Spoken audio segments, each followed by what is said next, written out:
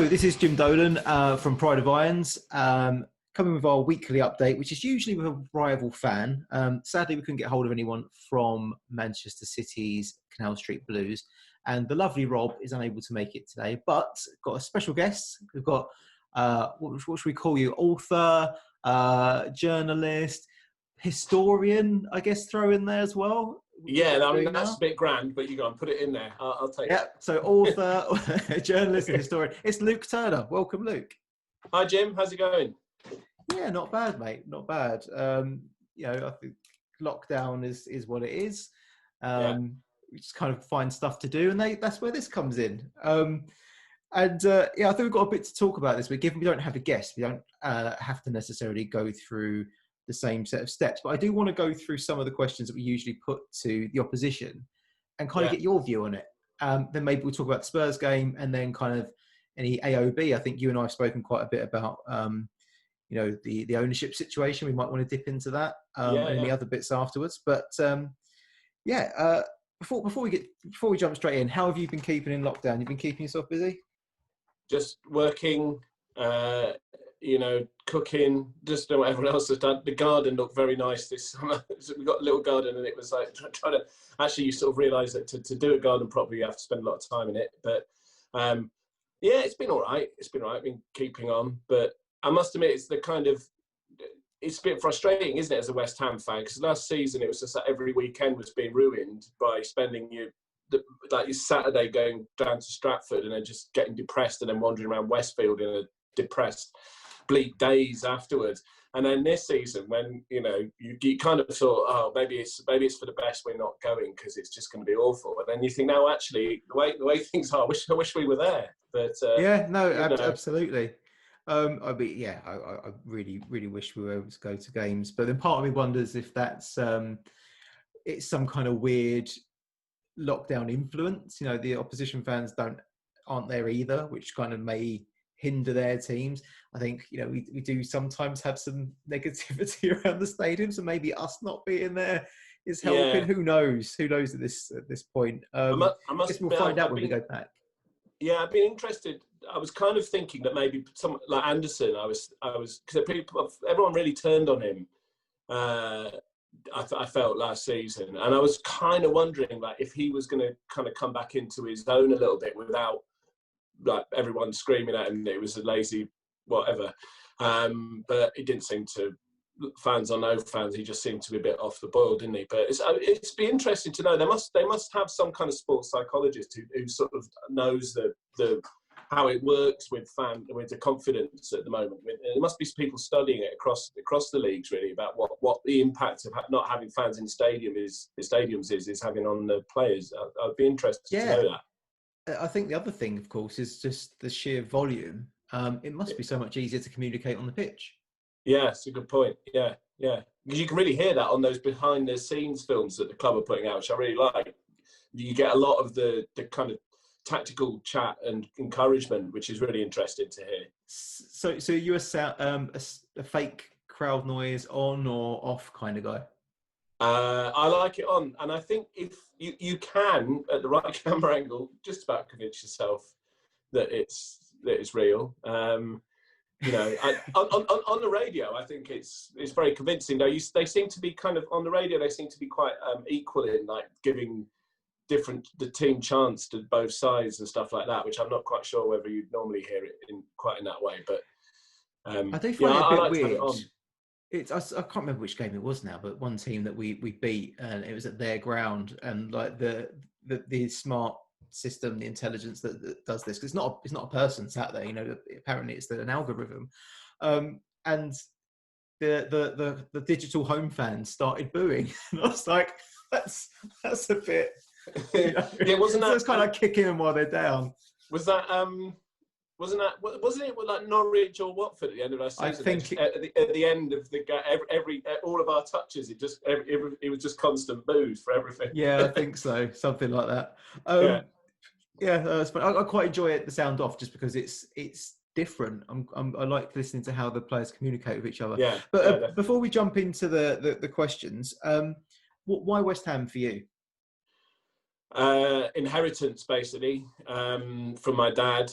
Though I've sort of worked it out really. Like my granddad was from Leighton, was a big, great Leighton Orient fan, and then my dad was West Ham, and I kind of think, actually, you were a glory hunter, weren't you, Dad? Because he was born in 1948, so he was, you know, it kind of like the great years. But yeah, he was West Ham. They used to go every week to Upton Park. He actually used to referee on Wanstead Flats, and he actually refereed some of the players when they were coming through. He's the same age as Trevor Brooking. He's sort of that era, really.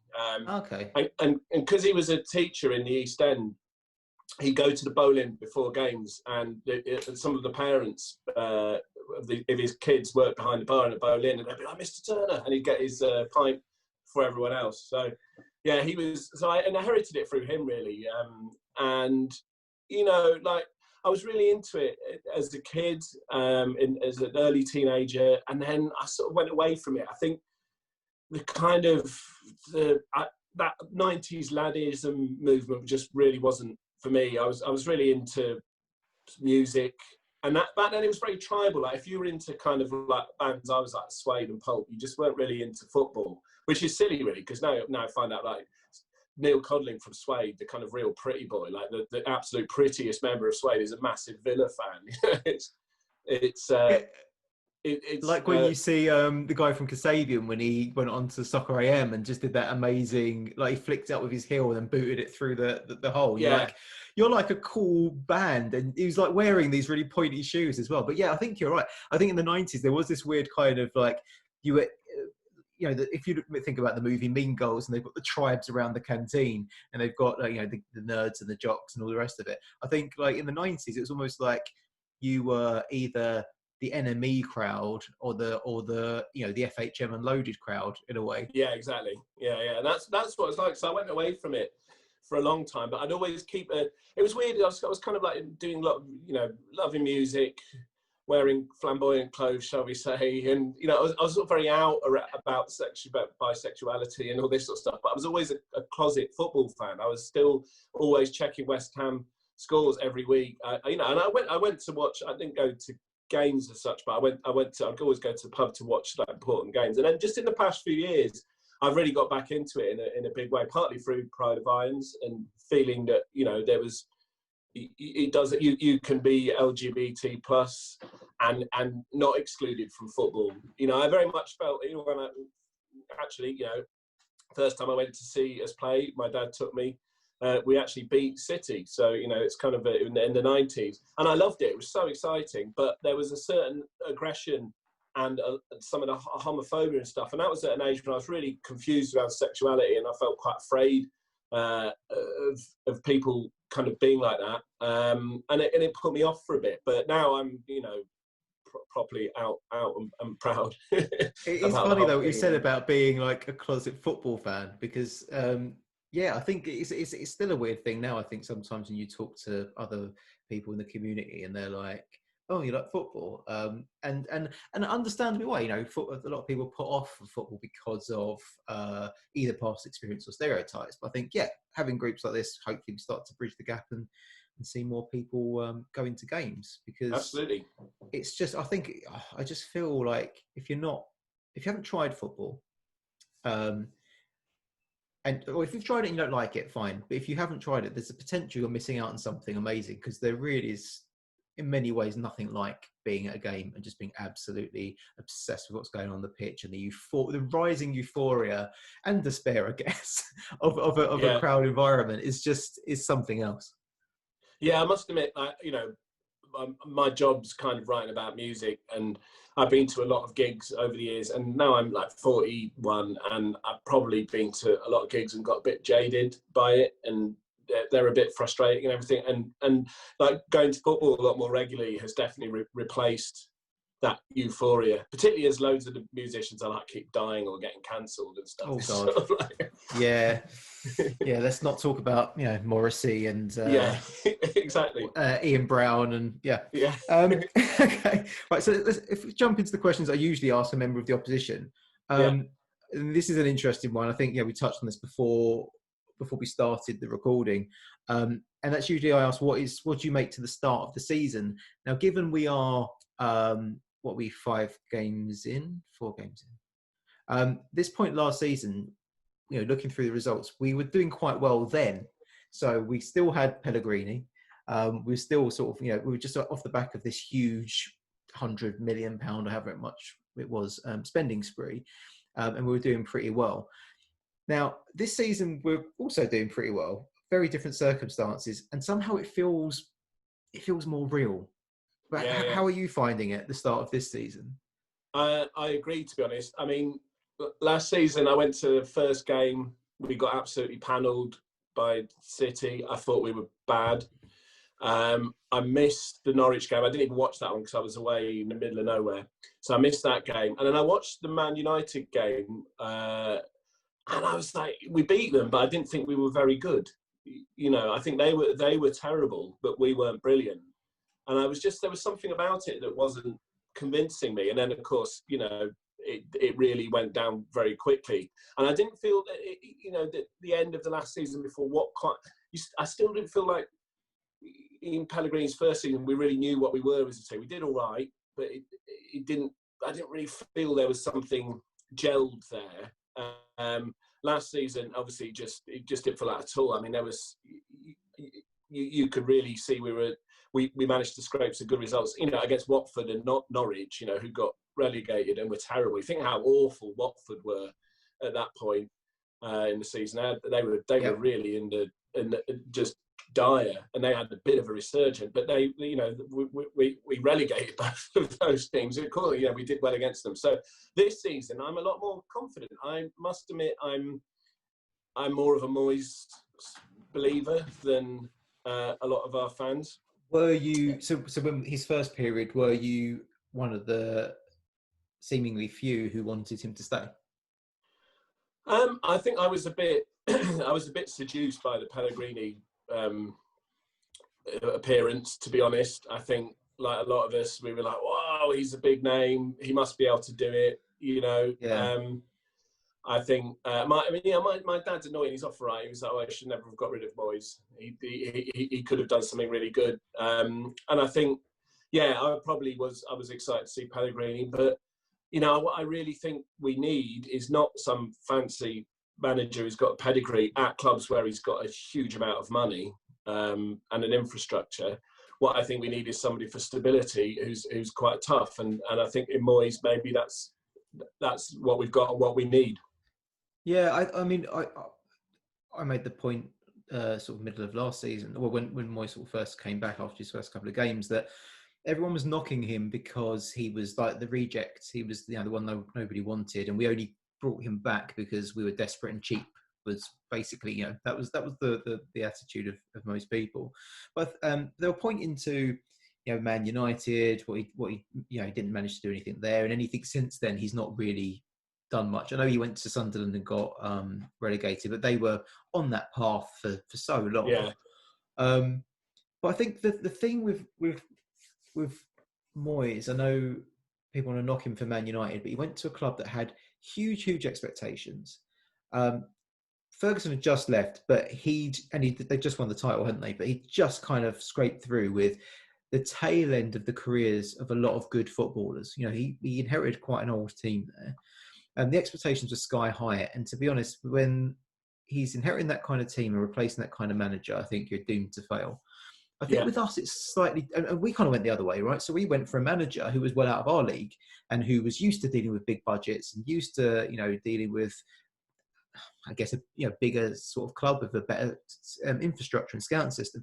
So it's almost like us and Moyes went the opposite directions. And now we've kind of met in the middle, because it's like, I think we're, look at Everton and look at us. I don't think we're a million miles away from each other in terms of, status, size, expectation, fan base. Or actually, I suppose we've probably got more fans just being a London club and having more presence. And look at how we fill that stadium. But I think, I think we're a better match for Moyes than Man U were. And I think he's a better match for us than Pellegrini was.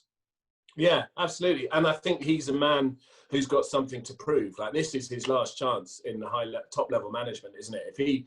If he messes this up, he's never going to get a good job again. And I think, I don't think that it was harsh of them to drop him last time. I felt sorry for him coming back in a way, just like, sloppy seconds choice. Here he is back again.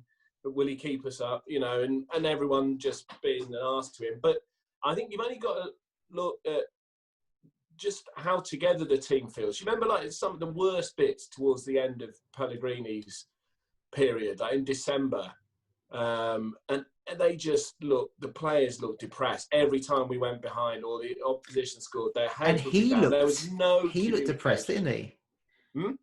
Pellegrini looked depressed. Like, he looks like I don't know, like a sad, tired uncle at the end of a party who just wants to go home. Yeah, he does. He looked like sort of like a wet dog that's been out for ages. His eyes sort of like hanging off his face and his shaggy mane. And it was, you were hearing reports of like the team had almost been fighting and stuff like this, and it took Moyes a while to get going, but obviously he was inheriting a shit show, and we still had Roberto in goal. I mean, when you've got somebody who's just like might as well have a Gouda cheese in goal, then the rest of the team is not going to be happy. And I think when when the restart happened, we had those 2 dodgy games, and then we were really good. And we had the dodgy Newcastle game at the start of this season, but since then we've been really good. And I think now it's time we've got to start putting faith in him. And also he's got that the coaching setup is obviously working. And I think that's Irving, Pearce, and Niven, isn't it? Irving and Nolan. Irving. Yeah, and Nolan. Yeah, I mean, that's 4 people behind him who are really fantastic. And the way that our defence is, I mean, like, I was one of, Cresswell was a nightmare last year. Masuaku, I remember, what was it, the game against Brighton, where he came on and right in front of where we sit, and he just made 2 howlers straight away and mucked it up. And with this new system, and with obviously Pearce is doing some good work with the defence, I'm a lot more confident. I think he seems to be anyway, really good at taking players who perhaps got a knock in confidence or aren't playing to their best and just putting them where they need to be. So Masuaku, we know, isn't great in defence. But he's fantastic going forward. He's a great cover on that side for pace. So he's said to him, look, that's the job you're good at. Go and do the job you're good at. With Antonio, I think he's coached him clearly, or the coaching team have clearly done the same to him as they have with Arnautovic. I think Fornals has definitely come on from where he was last season. I think, he's just good at getting the best out of people. Cresswell, great ball player, lost a bit of pace. Okay, well, we'll put you as part of the back 3, and then that way you've got the pace of Masuaku to cover you. You can still do your job. Yeah, I mean, we've already, actually, I've just realised we've already gone on to the next question, which is thoughts of the manager. But I think, I'm kind of with you. I'm happy to give him the chance. I think he was pretty hard done by the first time round. The difference he's had this time, I think, before lockdown was, before restart, was that he kind of almost had the equivalent of a pre-season. He had some time with the players that he hadn't the first time round. And now this time, obviously, he has had a full pre-season.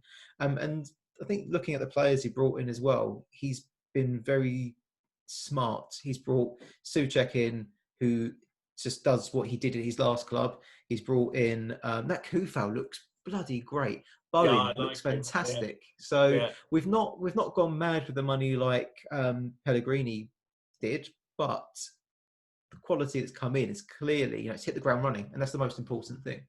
Yeah, and that's the thing. I think there was a lot of people were really like, Moyes does now to sign a player because we signed Jordan Hugill, and there's obviously some stuff that you probably can't mention on a public podcast that seems a bit fishy around the signing of Jordan Hugill. But I think that put people off, and some of his past record at other clubs with signings. But you cannot, but Jarrod Bowen and Souček saved our season. I think we'd have probably gone down without those 2.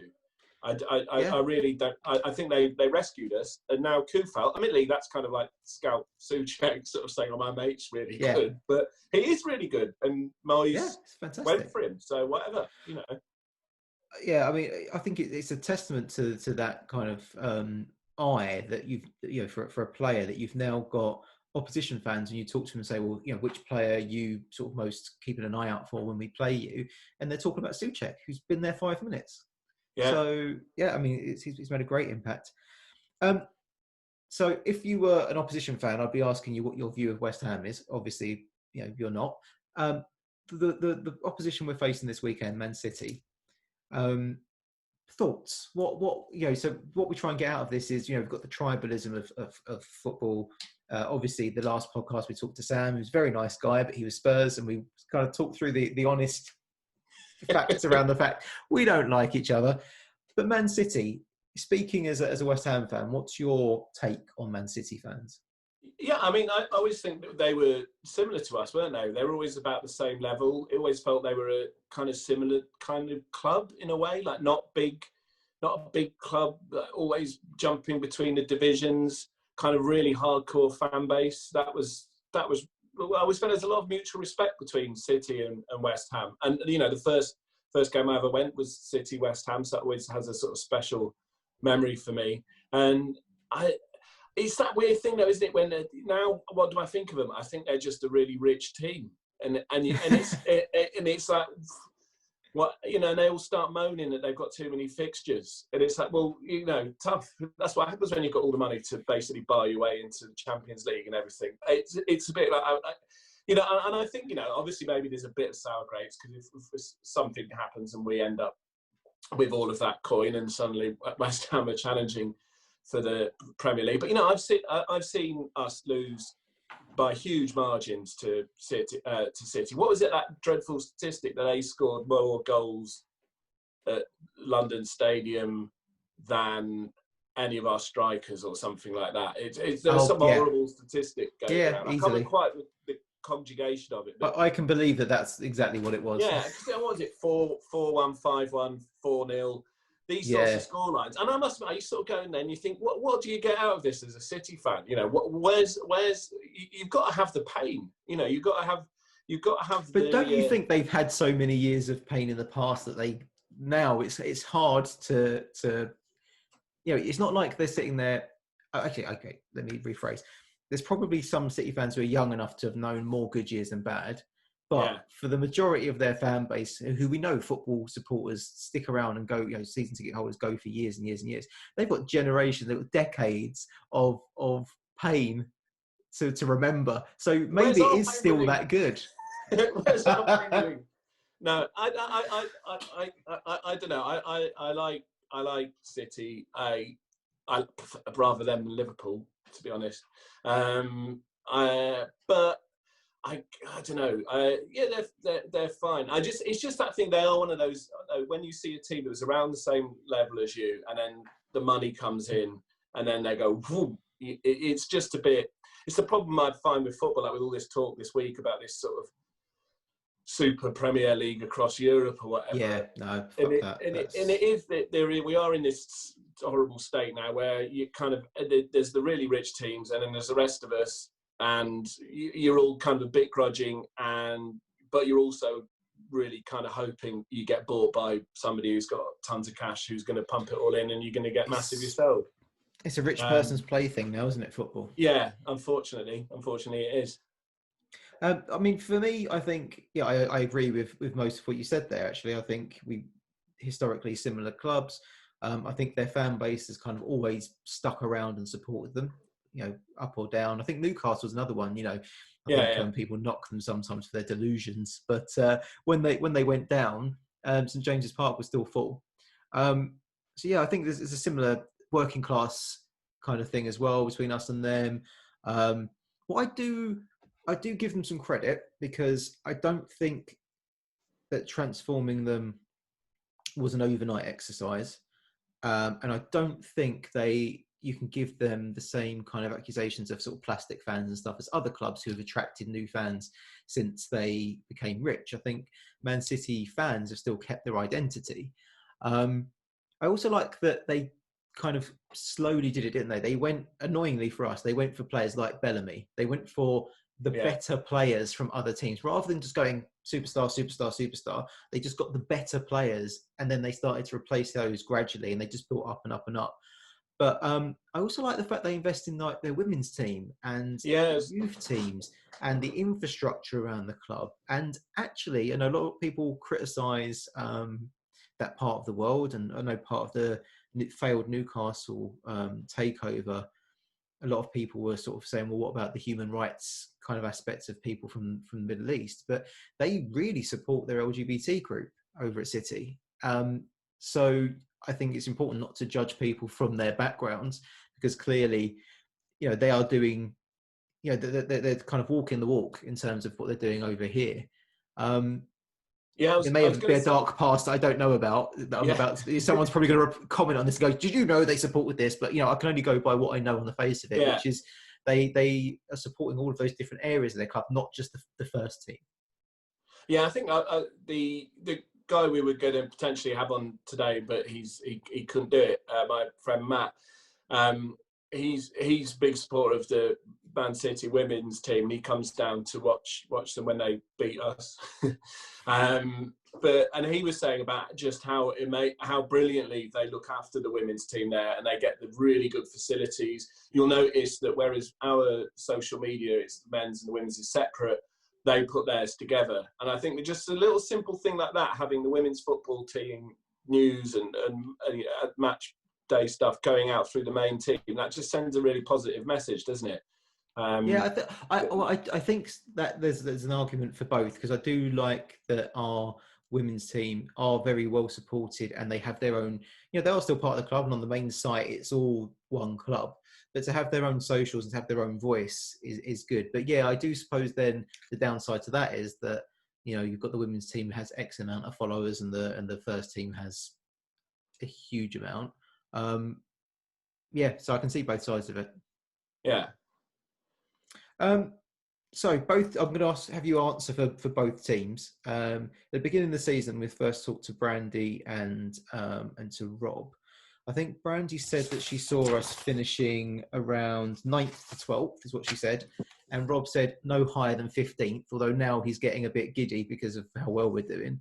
Where do you anticipate? And, you know, you don't have to think what you thought back at the beginning of the season, based on what you've seen so far, but also what you know about West Ham starting well. Where do you see us finishing realistically?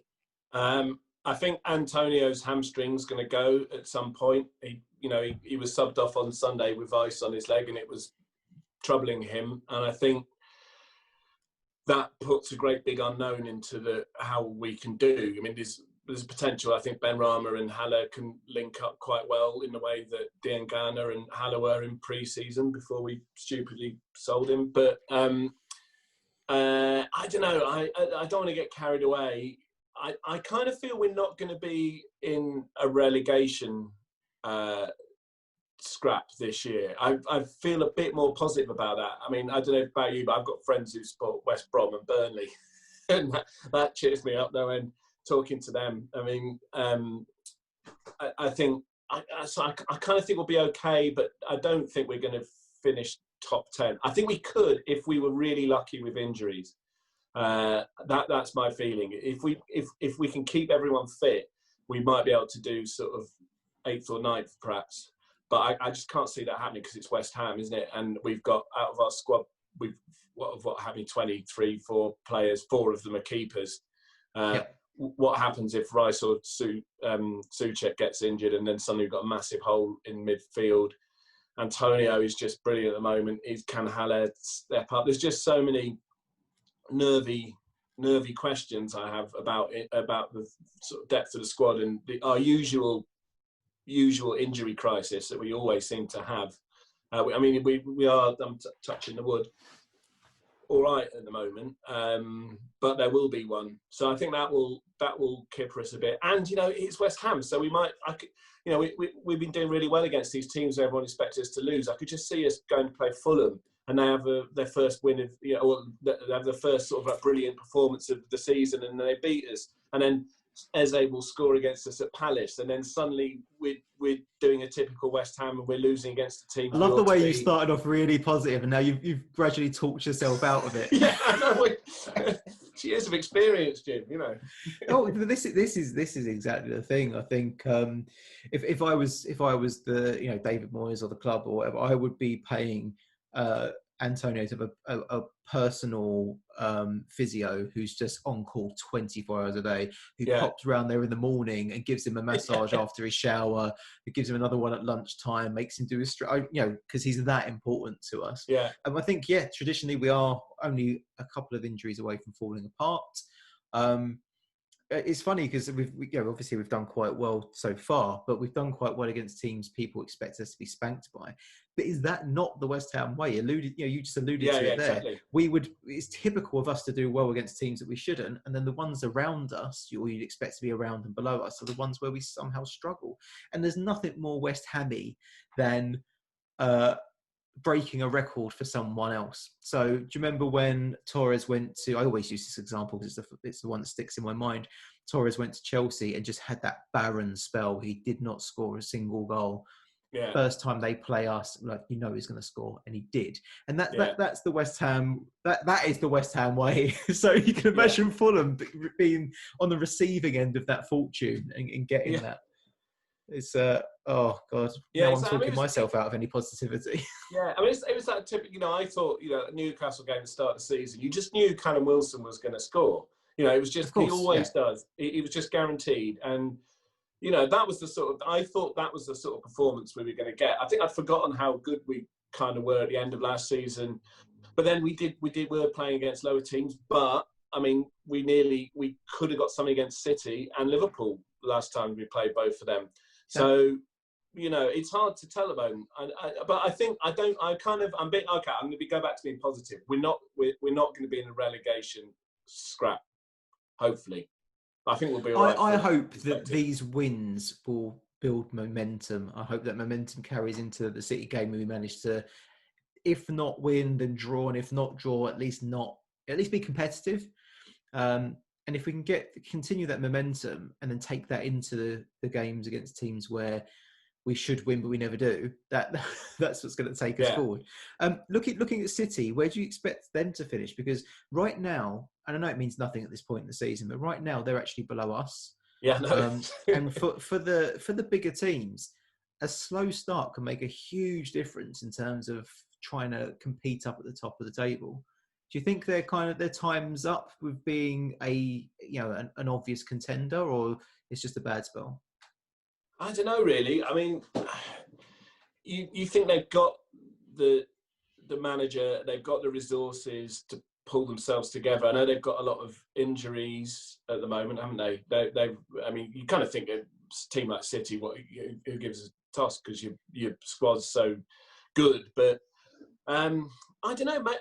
Are they going to challenge for the title this year? I'm not sure they are, to be honest. I don't think it'll be Villa. I don't think it'll be Villa. Everton and Villa up there, right? In a way. Do you know what? I warned people about Villa when I said I want us to send them down the last day because they invested a huge amount last summer because they've got their new owner. I said they're going to invest a load more. They are going to be pushing. They're going to be doing it the right way. So no offence if for some reason there's a Villa fan listening to this, which would be weird. But no offence, but I really wanted them to get relegated because I just suspected that they would definitely push on, and they really are. They really, Who would I would be really happy if it was anyone who wasn't one of the usual contenders, because that season that Leicester won, all right, I think we were all a little bit bitter that it wasn't us, but I think we were all pleased that it wasn't one of the obvious sort of 4, 5, 6. So. Yeah, and if anyone else took it, I'd be over the moon. Yeah, I would. I mean, I like Ancelotti, and I kind of like Everton as well. I think historically they're an interesting club. They're not Liverpool. I'd really like them to do it. And I'd love Villa's run to continue. I think that's a great story that they just stayed up in the last.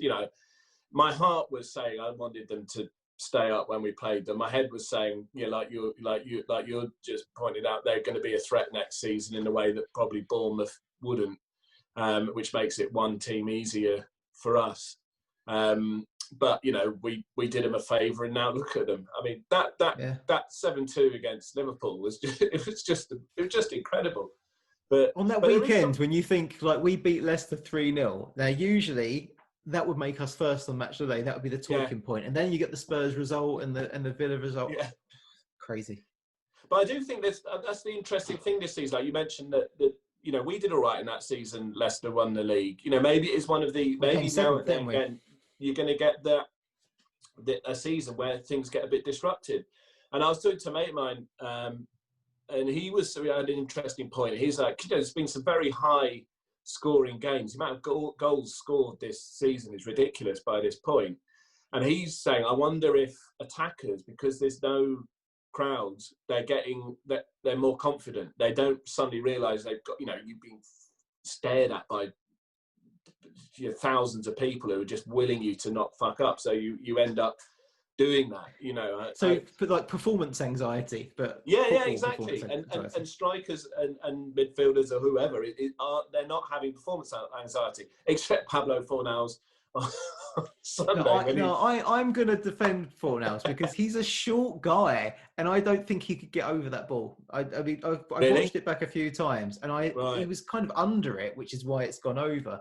And he is short, so to expect him to leap up enough to get on top of that ball, I feel like he's getting a hard time. And you've seen me defend him in our WhatsApp. I really like Fornals. I all through last season, I was kind of defending him. I like him as a player. I think he works hard. He's a little terrier. Yeah, and he cares about the club. I think he's being played out of position. But I really like him as a player. You know, I'm a big fan. But I did.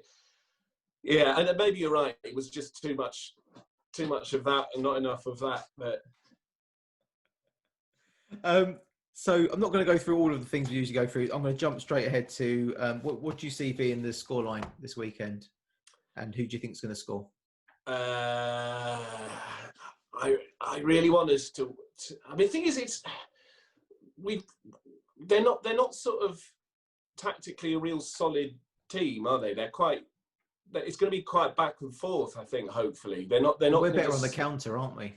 Yeah, exactly. And I don't know. What I really hope is a high-scoring game that we win 3-2. You know, that's the optimistic thing. I really think we could after what is it 2016 or something we last got and we must beat them or something like that. I think we could get something, but. I don't know. I want to say 3-2, but maybe 2-2, something like that. What do you reckon? Well, no, you've got to commit to one. I'm going to make you commit. Come on. I'm going to go for the optimism, and I'm going to say no. Well, the optimism is 2-2. Actually, I'm going to say 2-2. Okay. Yeah, and I think Antonio will score because he missed a week, didn't he? Yeah. And Bowen, I think. Antonio and Bowen. 2-2. So last week, I think Sam went for 3-2 to them, and Rob went for 3-2 to us, and I went for a 0-0 draw. So we're all kind of, they did well. They did well in terms of like high scoring, and I got the result right. You got the draw without the goals. So I'm going to go the other way this week, and I'm going to say 4-4. 4-4. All right. Yeah. Wow. There we go. 4-4. I don't think by any means I'm going to be right, but I'm thinking I hope that it is, like you say, a really attacking game. I hope we win it. I hope it's not 4-4. I hope it's 4-0 to us. But I can't see there being no goals in this one. No, which probably means we'll end up with none. But I think we are a good counter-attacking team. They're going to come at us because they are a great team. Like you said, it doesn't matter who's on their bench. Their bench is probably better than some teams' first team. So. I think they're gonna come at us. They've got a point to prove as well off the back of everything that's happened so far this season. They need to bounce back. But maybe that will suit us, letting them have possession and breaking. Yeah. I just think we need to start well this week. We need no wobbles. 45 seconds. Yeah. But that was off the back of one of our attacks, wasn't it? Yeah, it was, wasn't it? We'd gone up the other end, and then it was a Balbuena mistake, wasn't it? Pretty much. He gave Son much too much space. But that was yes. Onto the last weekend's game. Then that was an incredible ball though from Kane over the top. Yeah, Oh, I mean, those two are absolutely fantastic. You know, and I was out. I couldn't work. I was out in the countryside on Beachy Head, and we were 3-0 down within 15 minutes, pretty much. So I was like, might as well just jump off. And then I got in the car, and I'm not allowed to listen to West Ham play football when I'm driving because my girlfriend says I get much too excited, and it's dangerous to hurt the car, myself, and we'll die. And you can't help it. You're driving along. It's like listening to really good music. It builds up, and you just get a bit carried away, and whatever. And so we were driving back from Beachy Head, and then we stopped in McDonald's. I was like, "Oh, can you just check the West Ham score?" Because it just seemed like, but at that point, we were going to be losing by maybe like 5-0, or it was back to bad times. And then she was like, "Oh, it was 3-3." And I was like, "Why is it finished?" And she was like, "Yeah, it's full time." And I was just like screaming my head off, and it was almost like dangerous in the McDonald's drive-through car park. I watched the goals back. I watched the goals back before we started recording. And yeah, that ball over the top by Kane was fantastic. Song just does what he does, and it's really frustrating for us. But it was quality. The second one, though, how Kane worked his way through. You know, we had so many players back, and he just kind of skipped through them. And he nutmegged Rice, didn't he? Which was the second one, which you don't see that happening very often, do you? No. I mean, it's hard to praise a team that you dislike so much. But as I said to Sam on last week's, I don't think any West Ham fan denies the fact that Spurs are a great team. That's definitely not the case. We just don't like the fans. And then the third one, I felt bad again. I really like Cresswell, and it feels like I'm always digging him out. I'm not, but he was absolutely at fault for that third one because he didn't. Kane had a free header at the back post. I think Cresswell's been much better since he's been moved into the middle. So I'm definitely not a Cresswell hate. I actually think he's great. And I think now he's got that position, it's definitely going to suit his game better.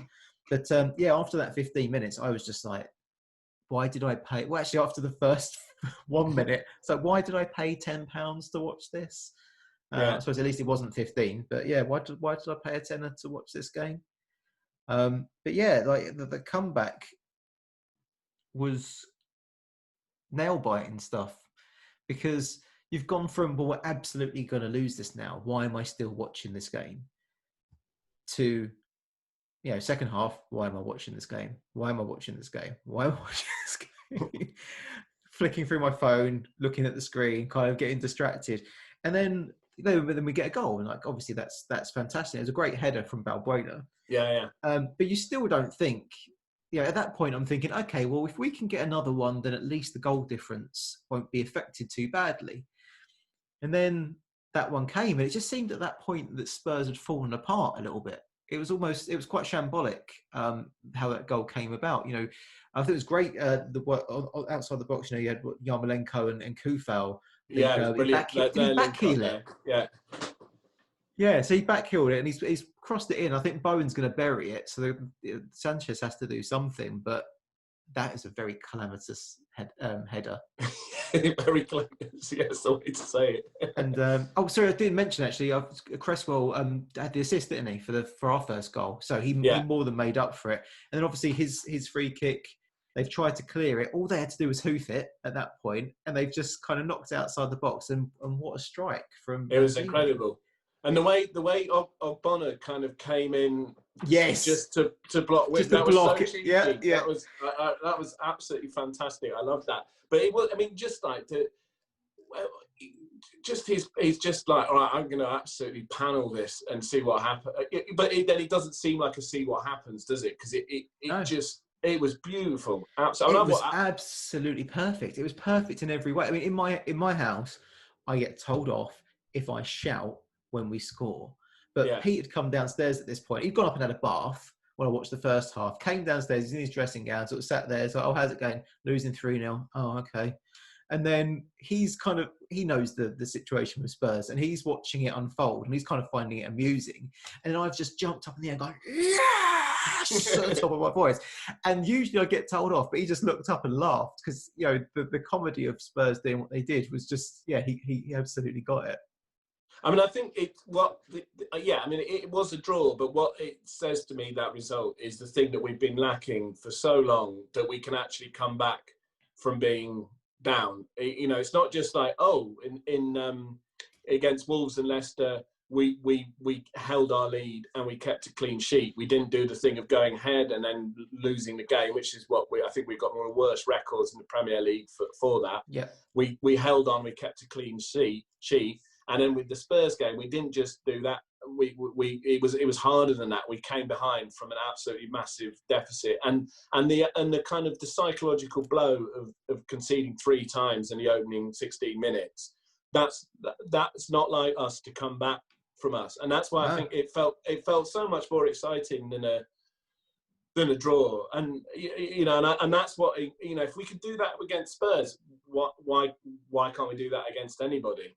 Yeah. I think it definitely speaks to the character of the players and the change in their mindsets that they carried on. But I also think it's quite good that Moyes made some substitutions and they made all the difference. And I'm hoping, light bulb, maybe you can do that more often when we're, a bit further into the game. I mean, they were quite, 77 minutes? So they were fairly late, weren't they? They were still very late. But I mean, it is that thing, one of my very best friends is a Spurs fan and everything, but there is that the extra little sweetness that we have a habit of ruining their special days. We're the first team to score at the new stadium. It's Gareth Bale's coming back.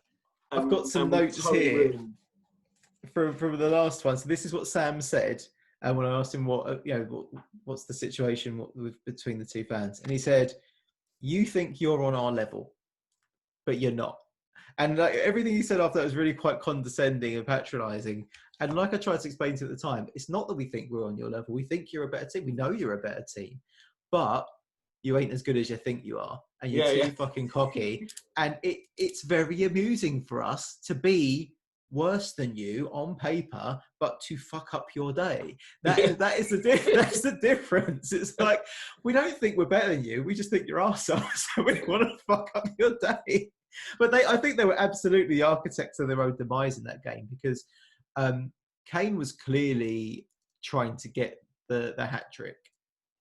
If he'd been less selfish, I think there's a few opportunities for him to put someone else through. If he'd been less selfish, if Bale hadn't fucked it, and I'm sorry, but I'm absolutely over the moon that the Bale fairy tale storyline did not play through. I'm sorry, every wanker pundit on the planet wanted to have that to talk about. But instead, he scuffed it. Yeah, exactly. And that's the thing. And I think, whatever, I don't know what he's like as a person or anything, but if you can have somebody who's that well paid and, who's just spent now, a couple of years playing golf on a giant salary, and he's come back to, I kind of want him to not succeed. I mean, not in a personal level, but I just think it says something about celebrity power of these footballers, and this age of these and there's always going to be superstar footballers, but I find it very boring, and I just kind of want him to keep scuffing it wide. I think there's something so much more romantic about a Carlton Cole goal than there is about a Gareth Bale one, because he's not overly celebrated. In fact, he was kind of mocked by some quarters. So when he did something great, it was even better, because it's like, well, you said he was shit, but look what he's just done to you. Like the guy who tweeted, "Oh, we bring on Gareth Bale and they bring on Lanzini." Yeah, that was amazing. The sweet poetry. Yeah, there was a lot. Yeah, and is Gareth Bale going to drive his car into a house dressed as a snowman? He isn't, is he? No, he's never going to do that. He's not going to do that. Yeah, we definitely have. We may not have the celebrity and the star power, but we definitely have the characters. But and that's the thing. I think we have the characters now. I mean, like that Spurs team. There's not a personality really in that team, is there? There's nobody particularly who's like Antonio, or just that kind of the decency of like Rice and Noble, or Masuaku's quite a funny fella, isn't he? I do think maybe it's because you're always a bit biased because you're able to see your own team on social media or anything. But I don't think Spurs are quite as there's not as many personalities. No, I think that's part of the thing of them taking themselves so seriously as well, though. Because I think, and I'm not going to try and say that but this is, something that's unique to my perspective. I was listening to the Stop Hammer Time podcast. That's fantastic, by the way. Listen to it if you don't already.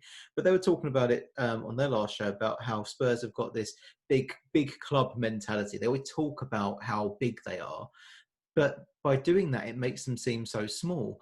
And that Lanzini comment is one of the things. The fact that they couldn't hold into a lead, get a 3-0 lead against little old West Ham is another thing. But then, the kind of boring nature of their players kind of is part of that. It's like you see yourselves as super professional and all the rest of it. It's like, mate, you play football for a living. Have a laugh. Just have a fucking laugh. And it's that, big team mentality. That's what Pellegrini kept saying, isn't it? It's boring. It doesn't get you anywhere necessarily. That was his little catchphrase in his tedious press conferences. I remember that every time. Oh, we got to have a big team mentality. Stop saying that, man. Well, just, Yeah, it's boring. I mean, look at Kufel, who's just come in. I prefer a player like that, a player who has got a bit about he's got grit. Just seems like not hard. I hate the term hard man football. I'm not talking about like a thug, but just someone no nonsense who gets the job done, picks themselves up, dusts themselves off, puts in a shift. That to me is so much more satisfying to watch than some again, like kind of superstar media trained. Look at Declan Rice's post-match interviews. How great are they? But he's always like that, isn't he, Rice? In his post-match interviews, like and that's why when I saw that video when we beat Chelsea last year, and he was made up, and you see his how happy he is when we win, and he's some footballers even when they win they're boring. But he's got his passion now, and that's when I thought I was quite confident all summer that he was going to stay, to be honest. And I think Kufal's come in, and he's obviously like he loves the club already. He's really into playing for us, and I think we've got some really strong characters in the dressing room now. Not these sort of fancy players, we've spent loads of money on, and it's not quite gelled. I do think we've got some proper kind of tough grafter people. I think Bowen is, he seems like a really humble young lad. He's come up from Hereford to Hull and then to us, and he seems down to earth and pretty solid as a person. He's still got his mates back home in Hereford, and I really like that. That's the sort of team I want to see at West Ham. That's what excites me really. I think the working class identity of the club does really bring something out of some players, and I think maybe Kufel and Souček. I don't know if it's something to do with the part of the world they come from, but for them to go to a working class club and immediately kind of click with it and identify with it, I think that's a natural thing that happens. And I think the same, like you say, it's humble beginnings going to a less prestigious club, but one that is supported heavily by the working class. I think that's it just works. Yeah, definitely. And then, I think that, the big excitement's been Ben Rama coming in, and I was a big fan of Diangana, and I loved watching him just on the few games we saw him before he went out on loan last year. And I was so excited when he was back, and I loved the pre-season games. I paid my little, free, weren't they? But I just thought he's an exciting player. And I was so gutted when we sold him. And like a lot of us, we were just like, what is this board doing? Like flogging one of our best academy prospects. I think it still sends a terrible message to the academy players now.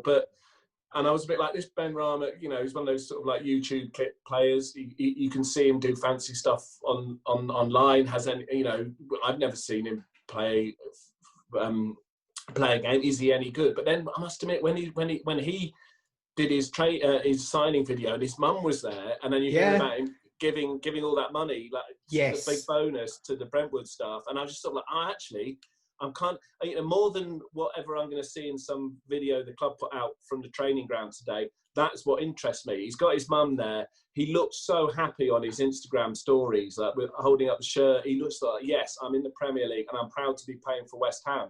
And I thought that was really, really, really interesting to see the way he actually seems quite hungry to play for us, not just to be shipped halfway across the world to be in the Premier League and live in some like flat in a tower in Canary Wharf, like some of our signings in recent years for a lot of money. I think he's really hungry, and I kind of like, I'm more excited by him now, and that's not because of what I've seen on the pitch. It's because of what I've seen of his attitude, I think. Yeah, I mean, I get my words out. I think that the thing that he did, so let me get this right. What he did was he was entitled to a loyalty bonus because he'd stayed past a certain date. But because he was still leaving, I think there's contention around whether or not he got the bonus. So what he said to Brentford was, well, look, instead of us, toing and froing about the bonus, take that and give it equally to all of the staff at Brentford. And if you agree to that, then I'm happy with those terms. And then, we can sort out the rest of the contracts. I think you're right. That is such a fantastic thing to do. Because if you're, just from the position that we're in, we've met people, you've met people who work for the club. I speak to people regularly who work for the club through the work that we do. And seeing the jobs that they do, the hours they pull, and I don't want to comment on their salaries, so I don't know what they earn, but I bet it's a damn sight less than people would probably expect when you think about football as a whole. You remember when Gold, Sullivan and Brady came in, they talked about making sure the staff turned off the lights, for example, to save electricity. so I would think that they're probably not paid as much as they damn well deserve. Yeah. But to be in that position, and we're talking about probably security staff as well, and drivers and the canteen staff, and for all those people to just suddenly get a lump of cash, and it's like, yeah, this is your goodbye present from a footballer. That must be really, really touching. In a world where footballers seem to be these, everyone judges Marcus Rashford because he's trying to help people, but he earns £100,000 a week or whatever. They get judged quite harshly sometimes, and I think that's a really nice touch. Yeah. Particularly at the moment when, there's definitely going to be people you'd have given money to whose partners are struggling because of their jobs in COVID and all sorts. I think it's probably made a big difference to people's lives. I think that's great. And it's not, I think that he didn't do that to show off or he did make a big deal out of it. I'm not saying Marcus Rashford does, because I think what he's doing is incredible at the moment. Agreed, yeah. And it's, when you see players do something like that, because I don't know whether maybe lots do it on the sly. I'm not sure whether they do, but like Noble in COVID, he's been giving money to quite a lot of different organisations and helping them out to help people through the pandemic. And just those kind of players who are actually, like you're saying, thinking about the community that their team is a part of, it really feels like something that makes me want to get behind that player, really. Yeah, I mean, I hadn't considered that kind of angle of it with Ben Rama in terms of it, showing that he's potentially a humble, down-to-earth guy, and he appreciates those things more. So maybe he's a good match for the club. We're yet to see, I suppose, but I'm no doubt we'll find out very soon how he's going to hit the ground running. Maybe this weekend, who knows?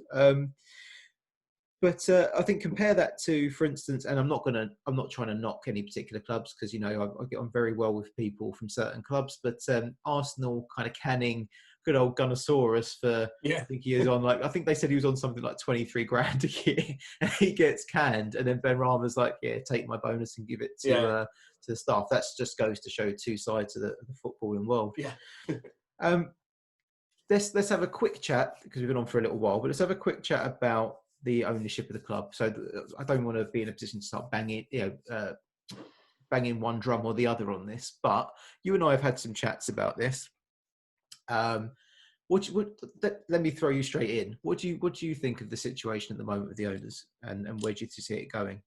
I think it's bad, to be honest. I mean, I was probably for a long time willing to give them more time than most. They did pick the club up at a very difficult time after the Icelandic lot.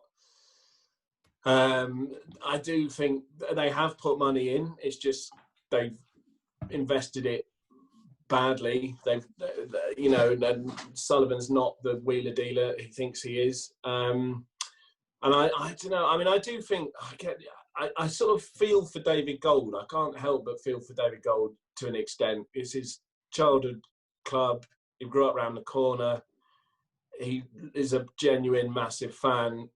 He's being dragged through the shit by all of this, and it must be horrible at his age, to kind of feel like the fans of the club that you see yourself as one of the fans, they all hate you. I just think, I mean, my dad, you know, he's a good Christian man, and he's pretty much, you know, when they came in, he doesn't like the sort of the dirty money, you know, where it comes from, all the porn and everything. He didn't like the way they were at Birmingham, and it kind of put him off West Ham to an extent. And, you know, he doesn't like the stadium and all this sort of usual stuff for a man of his age. And I just think David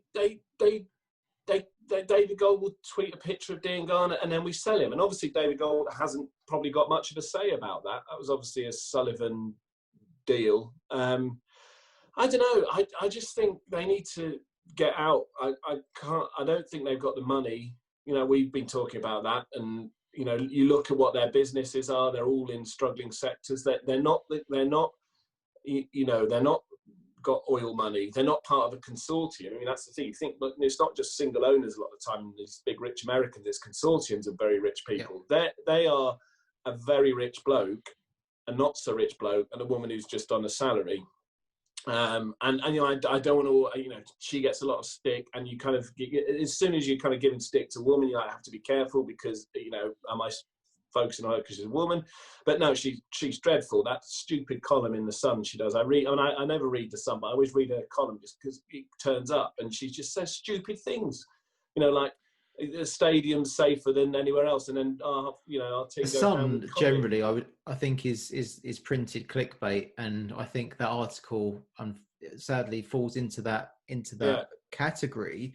And the thing is, you know, she's a private individual who's free to make as much money as she wants, however she wants. But when it's football related, it's directly linked to her employment to West Ham. So if she makes comments in that, you know, this is the thing, as a fan, you are, whether directly or indirectly, you know, judged by things that are linked to your club. That column is linked to our club. And so we feel the embarrassment of anyone who, you know, sees some of this stuff and thinks, come on, what's this nonsense about? But we're in the unenviable position where it's tied to us. I do get what you're saying about David Gold. I mean, you know, there's websites close to, you know, the insider kind of websites. I won't name any names, but who printed that, you know, they keep an eye on the accounts and things like that. And I think there was like £1 million worth of equity or something taken out last year by David Gold. I think this year we all saw that he sold the original FA Cup for like £750,000 or whatever. So he's obviously not making as much from the club as people seem to think he is. Because I know that people talk about the interest payments. I'm not saying that they don't take them. Clearly they do. But I think that does go to show that he's not making a profit out of this if he's having to get money from these ways. So it does make you think, what is the end game here? Is the end game that you just want to sell, but only for a certain price? And if it is, you know, football is a rich man's game, and if you can't invest to keep your team up, then you may end up with a devalued asset, and that doesn't help you either. That being said, obviously, you know, this season we're doing quite well, even though we've not really. Yeah, I mean, this is the thing. They're going to be able to turn around and say, look, we were right. I did, you know, did this and that. I mean, I felt that he bought Ben Rama. I know he hasn't bought Ben Rama now. He's got him on a. I mean, actually, I think, you know, I do think something like on Friday, the West Ham Twitter was like, Sullivan, you know, all this, why he can't even sort out Ben Rama. You know, people go as if it was all Sullivan's fault. Actually, if there was a medical issue that we weren't quite sure about, to not spend 30 million quid on a player and actually get them on loan until all of that's confirmed for a season, and then you get to buy them at the end once they've proved it and proved themselves and it's all fine, actually seems like a very sensible bit of business, to be honest, rather than dropping the deal because you're worried about these mysterious blood tests or whatever, or you know, and just abandoning it. And I'm glad we didn't get Scott King, so I think he was overpriced, so I'm not quite sure how good he is. So, you know, I think, you know, that was sensible. And I think there's a sort of level around those sorts of things when everyone's just getting so worked up, it gets a bit much. But they're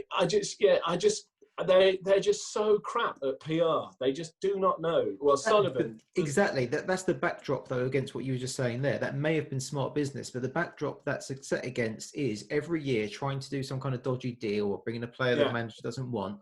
And then inevitably it fucking up, and we get the whole "well, we tried" line, and Yeah, that's what everyone was yeah. seeing. We're like, it's just coming, isn't it? That's what we're going to get. We're going to get the "we tried" line. I mean, we didn't, but you can't blame people for kind of getting Oh wound yeah, up where they're totally. so used to that narrative. No, that's true. But and I think they need to. I mean, how there is maybe the club is that the people around them are yes people now, and they just sort of don't tell them. You know, just how like David, don't go on Talksport and talk to your mate and not answer any difficult questions.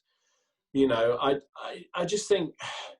I do have a thing with Sullivan. You know, he made his money by pushing boundaries in pornography at a time when the moral laws were relaxing, and he saw a massive open door and he ran through it, and he made a lot of money quite easily through porn, which is about the easiest thing to make money out of in the pre-internet age if you're prepared to occasionally rub up against the law. And then that money went into property when Soho was devalued, largely because of the presence of all the sex stuff that he was involved with. So he was able to get a lot of property at a cheap price just before a gigantic boom. You know, is he that good a businessman? I'm not convinced he's that good a businessman. It was a bit right place, right time, doesn't it? Yeah, exactly. And I wonder if his attitude to footballers is, you know, he saw women in the porn industry just as bodies who were transactional, and they'd come in and he'd do deals on them and then they'd go. Maybe it's a mentality that he's got used to. Though I do know somebody who was actually worked in David Sullivan's sex mags in the 1970s, and she says that he was the gentleman of the the gentleman of the sex world. Yeah, he was actually all right. But then, weirdly, he lives up the road from uncle and auntie in Fadham Boys in his big, hideous mansion that he built there on the edge of Epping Forest. And the security there is the sort of security you have if you've kind of wound some people up over your life. But there was something that my uncle and auntie told me about. I was sort of asking about him and saying, you know, what is he like in the village or whatever? And they're like, well, you see him in the forest sometimes, but he keeps himself to himself. But everybody says he likes to. Basically, out the back of his mansion, there's the Epping Forest Deer Sanctuary, which is a huge field where the deer can get in, but they can't get out, and they just live there and they graze. And apparently, when he has people around, he says, "This is my deer park," you know, as if it's his.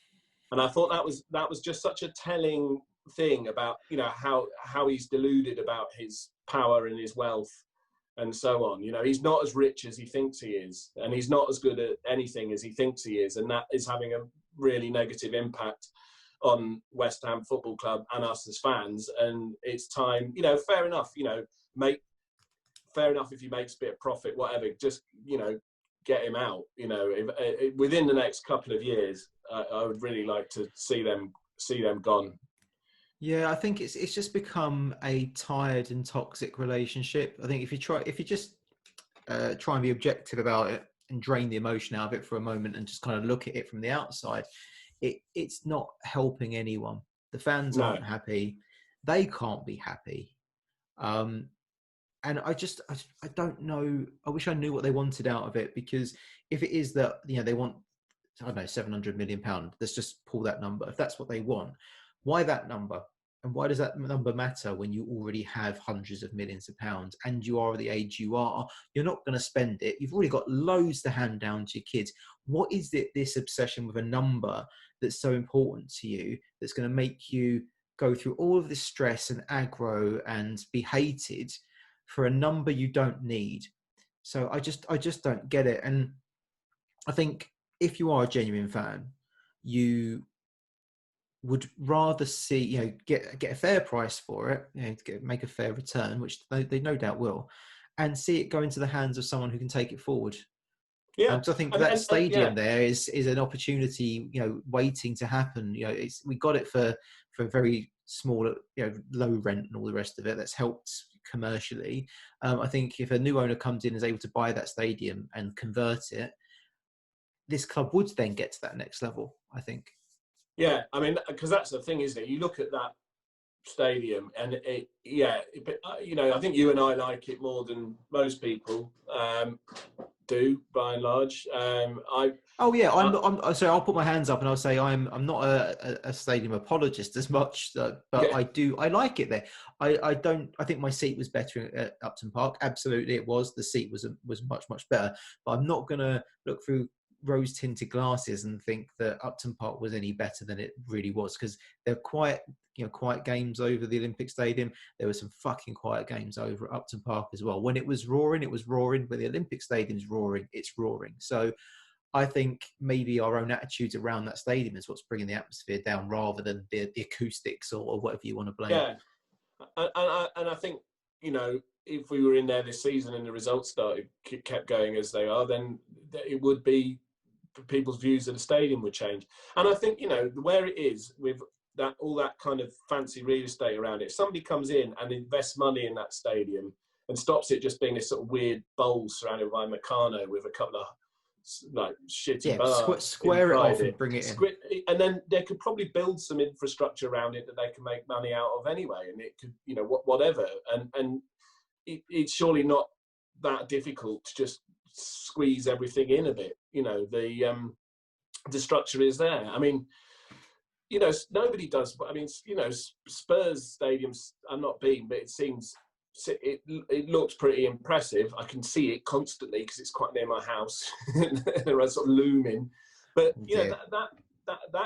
their finances are not good because of that stadium. Who knows what our finances are like, because they seem to keep that fairly quiet. Who knows? But yeah, and I think if it was everything was bad with, I think with Sullivan and Brady, really, if everything was really bad and they would just came out and said, look, this is how it is. We're sorry we've had this bad relationship. This is the state of things. This is our long-term plan. Brady's going to stop doing her stupid column. We're going to talk to the fans in a better way. Maybe get some better social media stuff, because sometimes that can be a bit having things last year, like Pellegrini at the wheel just as it fell off. Jack Wilshere larking about in the fucking tumble dryer when we're paying him £100,000 a week. Just don't let them do that. Somebody needs to say just stop it. And I don't know, maybe when you're that rich, rich and powerful people do get very deluded and are hard to shift. I mean, we can see that in politics or the way. Oh, let's not go down that route. Yeah, I was having fun up until that point, Luke. Yeah, sorry. But it's been great talking to you. I think we've got an exciting game ahead of us this weekend, for sure. Whether it's going to be 2-2 or 4-4, because it's going to be one of those two, obviously. I think so. We've got to be right. Before we shoot off, do you want to tell the listeners, viewers, depending how you're consuming this media, where they can find you if they want to check you out online? Yeah, I am on Twitter at Luke Turner ESQ for Esquire. There's lots of Luke Turners out there, so I had to fancy it up. And I'm on Instagram, but I can't remember what it is. But basically, it's like lots of pictures of Epping Forest, if you like that kind of thing. It's the other great thing about East London that isn't West Ham is, Epping Forest. So there you go. And you've got you've got books out, and you write stuff in the Guardian, the BBC every now and then. So check out Luke, check out the stuff that he does. Got a great article on LGBT groups in football. I thought that was particularly well written. Cheers, Jim. Thank you for your contribution. That's all right. You're more than welcome. No, it's been fantastic talking to you. We'll have to have you on another one soon. Yeah, love to. And for everyone who's listening, watching, subscribe, like, I don't know, do all of the things. Do all the things to make our numbers go up. And drop us a comment unless you think we're shit, in which case, just stop listening. That's us signing off. Come on, you Irons. Come on, you Irons. Yeah, there we go. Stop recording.